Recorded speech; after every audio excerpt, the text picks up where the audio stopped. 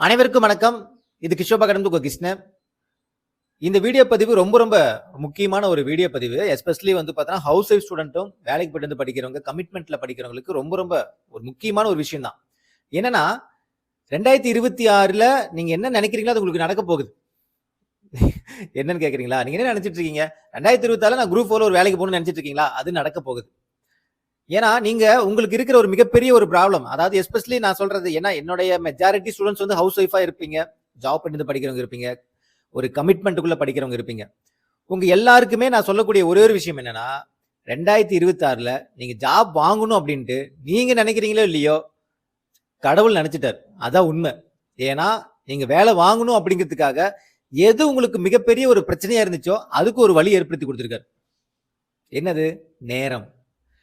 நம்ம ஒவ்வொரு டைமும் ஒவ்வொரு எக்ஸாம் நம்ம சொல்லக்கூடிய விஷயம் என்ன? சார் டைம் பத்தல சார், என் குழந்தைங்களை வச்சு நான் படிக்கிறதுக்கு டைம் பத்தல சார், நான் ஜாப் எடுத்து படிக்கிறேன், எனக்கு பார்த்தீங்கன்னா படிக்கிறதுக்கு டைம் பத்தல சார், நோட்ஸ் எடுக்க டைம் பத்தல, என்னால் ஸ்கெடியூல் முடிக்க முடியல, என்னால் குறுகிய காலத்தில் ரிவிஷன் பண்ண முடியல சார், லாஸ்ட் டைம் என்னால் ரிவிஷன் பண்ண முடியல, ஒரு நாளைக்கு 2 மணி நேரம் தான் கிடைக்குது சார், உடம்பு சரியில்லை சார், 4 நாள் லீவு சார், 4 நாள் பார்த்தா படிக்க முடியல சார், திடீர்னு வீட்டில் பார்த்தோன்னா ஒரு ஃபங்க்ஷன் வந்துருச்சு, ஒரு 3 நாள் படிக்கும் சார், குழந்தைக்கு உடம்பு சரியில்லாம போச்சு படிக்க முடியல. வாட் எவர் உங்களுக்கான கமிட்மெண்ட், சடன் கமிட்மெண்ட், அது இல்லாம பார்த்தோன்னா திடீர்னு உடம்பு சரியில்லாம போறது, இல்ல ஹவுஸ் ஒய்ஃபா இருந்துட்டு நமக்கு டைம்ங்கிறது இவ்வளவுதான் அப்படின்னு ஃபிக்ஸ்டு எல்லாம் கிடைக்காது. ஒரு நாளைக்கு இவ்வளவுதான் டைம் அப்படிங்கிற ஃபிக்ஸ்டு எல்லாம் கிடைக்காது. ஒரு நாளைக்கு 1 மணி நேரம், அடுத்த நாளைக்கு 2 மணி நேரம், அடுத்த நாள் கிடைக்காமலும் போகலாம். இந்த சூழ்நிலை படிக்கிற எல்லா ஸ்டூடெண்ட்டுக்கும் சொல்றேன், எஸ்பெஷலி ஹவுஸ் ஒய்ஃப் வேலைக்கு போயிட்டு படிக்கிறவங்க எல்லாருக்குமே நான் சொல்லக்கூடிய விஷயம் என்னன்னா, இனிமேல் நீங்க யார்ட்டையுமே போயிட்டு எனக்கு டைம் இல்லை அதனால பார்த்தோன்னா 2026 எக்ஸாம் நான் விட்டுட்டேன்ட்டு யாருமே சொல்ல முடியாது. அப்படி சொன்னீங்கன்னா நீங்க அவங்களை ஏமாத்துறீங்கன்னு அர்த்தம். என்ன பொறுத்த வரைக்கும் இப்ப இருந்து இந்த வீடியோ பதிவு பாக்குறவங்களுக்கு நான் சொல்றேன், இதே வீடியோ பதிவு ஒரு 6 மாசம் கழிச்சு பாக்குறாங்கன்னா நான் அதை சொல்ல மாட்டேன். ஆனா இப்ப நீங்க பாத்துட்டு இருக்கீங்களா, இப்ப இந்த வீடியோ பதிவு பாத்துட்டு இருக்கீங்களா, உங்களுக்கு தான் நான் சொல்றேன்.